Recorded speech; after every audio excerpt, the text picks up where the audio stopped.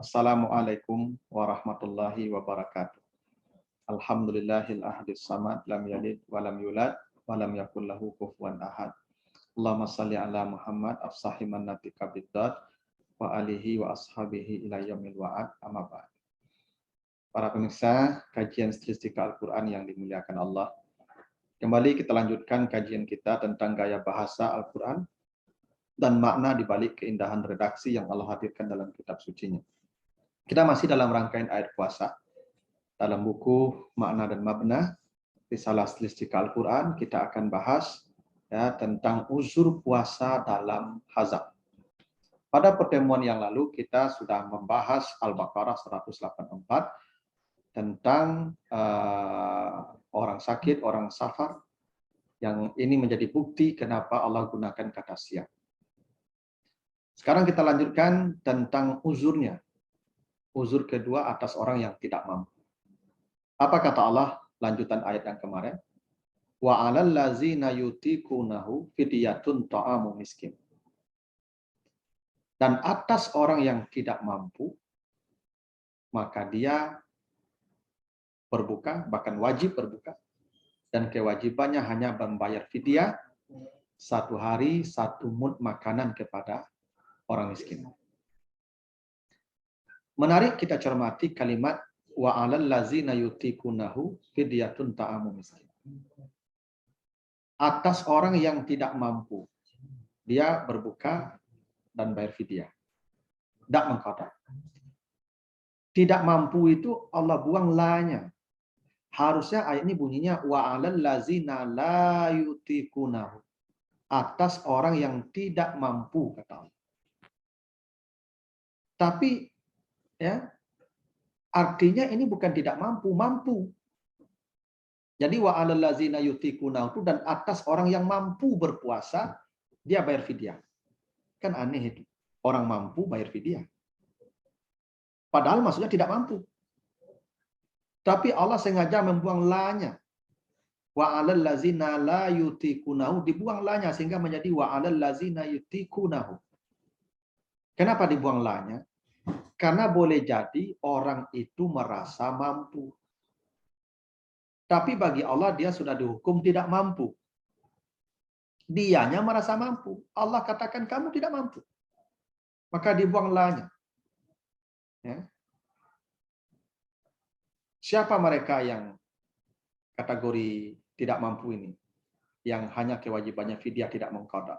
1, Asy-Syekhul Kabir namanya. Orang yang sudah tua bangka. Ya. Tua bangka. Dia sudah pakai bangka ya. Tua saja enggak tuh. Ya, tua bangka itu ciri-cirinya kata Nabi Zakaria, inni wahanal azmu minni. Ya, tulang-tulang saya sudah lemah. Jadi orang tua bangka itu udah lemah tulang. Ya, kepalanya tidak berdiri lagi. Sudah mendekur aja kepalanya gitu. Ya, kalau berjalan udah sempoyongan. Kalau makan pun udah bergetar-getar tangannya. Itu tua bangka itu. Udah lemah saraf-sarafnya. Orang tua bangka itu jangan disuruh juga puasa, mati dia nanti itu. Ya udah, dia berbuka, bahkan wajib berbuka. Walaupun dia merasa mampu. Kan ada juga orang yang ngotot kan? Yang ngotot puasa karena merasa masih mampu. Walaupun dia merasa mampu, tidak usah puasa. Fidyah saja. Bahkan yang wajib berfidyah pun itu anak laki-lakinya. Karena anak laki-lakinya itu tanggung jawab, ya dia bertanggung jawab ke orang tuanya sampai meninggal dunia. Anak perempuan tidak. Jadi fidyah itu kewajiban anak laki-laki. Jadi pertama itu tua bangka. Walaupun dia merasa mampu, kata Allah, tua bangka tidak mampu lagi. Ya. Yang kedua, al-marid la yurja bur'uhu. Begitu bahasanya. Orang sakit yang sudah permanen sakitnya yang tidak lagi diharap sehat. Dokter sudah memvonis ini tidak lama lagi, menunggu hari. Secara medis begitu. Diperkirakan tidak lama lagi. Maka orang yang sudah sakit permanen begitu, jangan puasa juga. Dia wajib makan malah. Ya. Dan tidak ada qada untuk dia, fidyah. Setiap hari dia bayar 1 mud makanan kepada orang miskin. 1 mud makan itu sekitar 1 kaleng susu beras, 1 kaleng susu bendera itu beras. Beras saja iya bang begitu. Di fidyah itu tidak banyak. 1 mud makanan. ya, makanan. Jadi yang sudah sakit permanen tidak usah puasa. Walaupun ketika fidyahnya sudah dibayarkan karena dulu divonis sakit permanen, tidak jadi dia mati, panjang usianya, sehat dia. Bahkan dulu pula dokter yang vonis mati dari dia. Ya tidak apa-apa juga, karena hukum berlaku waktu vonis dulu. Ya, ya udah ada fidyah, tidak ada qada lagi, karena dia sudah dianggap sakit yang sudah permanen. Nah, yang ketiga, ibu hamil dan menyusui. Jadi ibu hamil dan menyusui itu jangan qada juga, fidyah lah. Dan bahkan wajib makan. Walaupun ibu-ibu itu merasa sanggup puasa. Oleh Allah jangan puasa juga, kata Allah. Kamu wajib makan. Kenapa? Karena ibu hamil kalau puasa, dia menganiaya anaknya. Pasti janinnya terganggu pertumbuhannya kalau dia puasa. Ibu yang sedang menyusui anak, anaknya sedang ya menyusunya sedang kuat, itu kalau tidak minum saja, itu air susunya bermasalah. Apalagi tidak makan, tidak minum seharian. Menganiaya anak. Ibadah ini tidak boleh menganiaya jiwa, menganiaya nyawa itu tidak boleh. Makanya hadis dalam hadis Jabir diceritakan. Itu penaklukan kota Makkah itu kan terjadi bulan Ramadan, tahun 8 Hijriah. Ada sahabat ribuan tuh ke Makkah menaklukkan kota Makkah itu pasukan. Ketika hendak sampai di Qura itu di mendekat kota Makkah, Nabi dan sahabat sudah mulai berubah wajahnya karena dehidrasi, karena panasnya hari. Nabi minta minum, buat minum sini. Nabi minum. Begitu Nabi minum, sahabat sebagian minum. Sebagian tetap berpuasa karena merasa masih mampu. Lapor ke Nabi sahabat, ya Rasulullah, itu masih ada yang puasa itu. Apa kata Nabi? Ulaikal usah, ulaikal usah. Yang berpuasa hari ini dia bermaksiat. Coba, puasa jadi maksiat. Orang berpuasa satu hari saja kata Nabi dijauhkan wajahnya dari api neraka sejauh 70 tahun perjalanan. Ini dia berpuasa dapat dosa. Kenapa? Dia sudah menganiaya dirinya, dia sudah menganiaya ya badannya, nyawanya ya dengan ibadah. Jadi haram itu ibadah. Jadi ibu-ibu yang hamil dan menyusui tidak boleh puasa. Walaupun merasa mampu, itu kenapa Allah mengatakan wa 'alal ladzina yutiqunahu, bukan wa 'alal ladzina la yutiqunahu. Walaupun dia merasa mampu, kata Allah yang hamil menyusui tidak mampu, fidyah saja. Walaupun ada pendapat yang membolehkan qada seperti Yusuf Al-Qardawi, kalau yang hamilnya jarang, ya afdal mengqada, afdal ya, bukan wajib, afdal. Yang hamilnya rapat itu fidyah saja. Karena gimana mau qada? Ada orang hamilnya rapat, ya sekali 2 tahun hamil, 12 anaknya. Berapa mau diganti itu? 24 tahun mati dia mengqada nanti itu. Ya fidyah saja. Ibu yang hamil dan menyusui itu, ini ya perlu ibu tahu, ibu hamil melahirkan menyusui itu pahalanya lebih besar dari puasa itu. Itu kenapa ibu yang hamil meninggal masuk surga kan, syahid, habis dosanya itu. Ibu yang melahirkan mati masuk surga, syahid kan, habis dosanya itu. Ibu yang menyusui juga begitu. Dan hamil melahirkan menyusui lebih berat dari puasa itu. Saya kalau dikasih pilihan, walaupun tidak mungkin ya kalau andai pilihannya ada, Ustadz mau hamil Ustadz, atau puasa 2 bulan, saya 4 bulan puasa daripada saya hamil. Ya, tidak ada yang kuat hamil tuh, hanya ibu-ibu yang kuat tuh. Nah, Allah kasih kemudahan karena sudah sulitnya. Udahlah, engkau yang hamil, yang menyusui cukup fidyah saja, tidak usah qada. Bahkan yang berfidyah suami, ibu tidak usah apa-apa, yang ngomong aja sama suami, Pak, fidyah saya, habis itu diam aja lagi. Tidak dibayarnya dia berdosa itu. Ya, karena tanggungan ibu tanggungan dia, kan enak itu. Nah, dan yang keempat pekerja berat.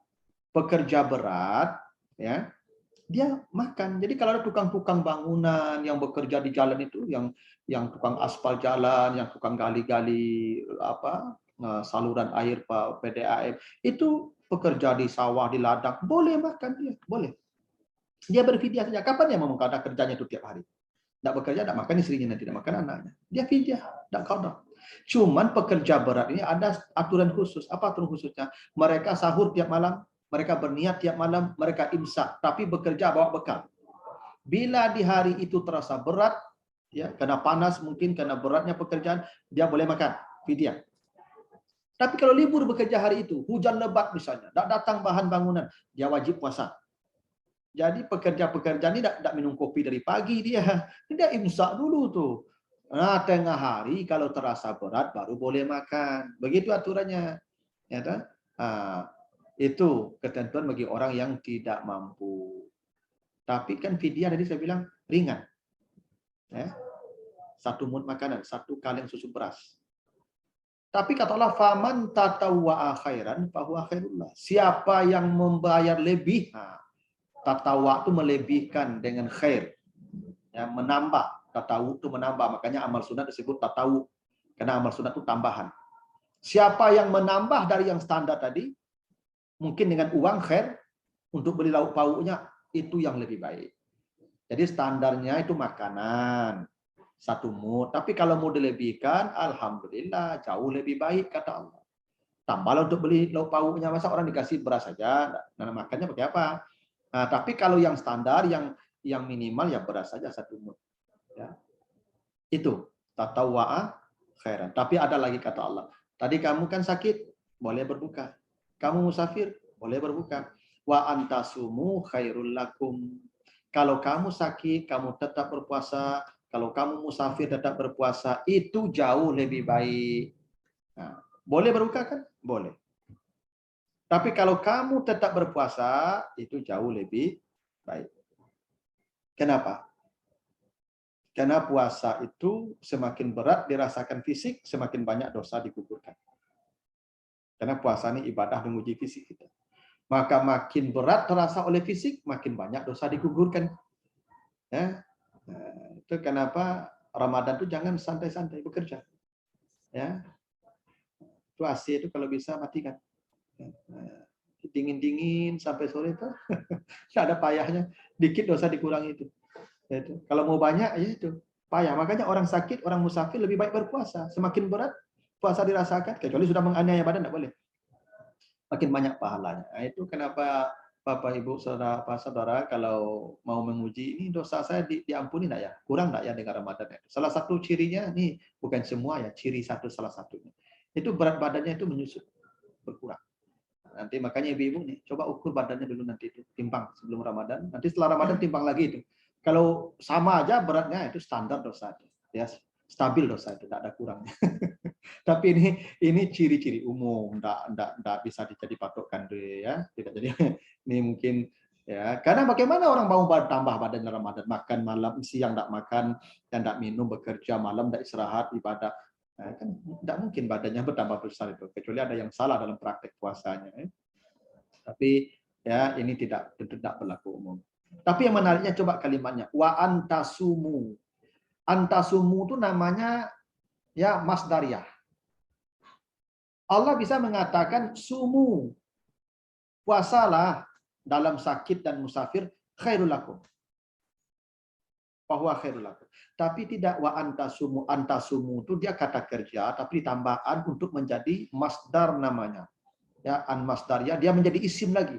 Kalimatnya khabari lagi. Apa maknanya itu? Allah tidak menyuruh tegas. Nah, karena ini kalimat berita. Bahwa kamu berpuasa lebih baik, bukan puasalah lebih baik. Bahwa kamu berpuasa lebih, ini kalimat khabari. Ya. Ini bukan kalimat amar. Walaupun maknanya perintah, tapi khabari untuk menunjukkan kelembutan Allah. Orang udah sakit suruh puasa juga, kan aneh. Orang mau musafir suruh puasa juga kan enggak nyambung dia itu. Tapi dibilang khabari Nabi bahwa berpuasa lebih baik. Artinya yang berpuasa silakan, yang berbuka silakan. Ya. Dan ini menunjukkan orang berpuasa itu hatinya lembut, sehingga kata perintahnya tidak tegas. Kata perintahnya cukup kalimat berita, sama dengan salat. Orang beriman kalau dipanggil salat bukan sallu, enggak. Hayya 'alas shalah. Kalau dia bangun tidur subuh, bukan istaiqizu, enggak. As-salatu khairum minan naum. Itu kalimat berita. Menyuruh dengan kalimat berita itu lebih halus, lebih indah. Jadi ini menunjukkan ibadah yang sangat lembut. Hingga perintahnya pun dengan kelembutan. Ya, Allah tidak mengatakan sumu, bahwa khairul lakum, tapi wa anta sumu dengan kalimat khabari. Ya, dengan masdariyah, isim, bukan dengan kata kerja, tapi dengan kata benda. Karena anta sumu itu berubah menjadi kata benda. Namanya masdar. Dengan adaan, walaupun dia formatnya masih kata kerja. Ini menunjukkan betapa lembutnya orang yang berpuasa. Betapa lembutnya Allah kepada orang yang berpuasa. Betapa lembutnya perintah puasa. Dari tadi tidak ada kata perintah, tapi yang ada semuanya berita. Kutiba pun dengan majuku. Begitu seterusnya. Inilah ya keistimewaan ibadah puasa yang kita lihat dalam redaksi ayat ini. Begitu, mudah-mudahan ada manfaatnya. Lebih kurang mohon maaf. Wassalamualaikum warahmatullahi wabarakatuh.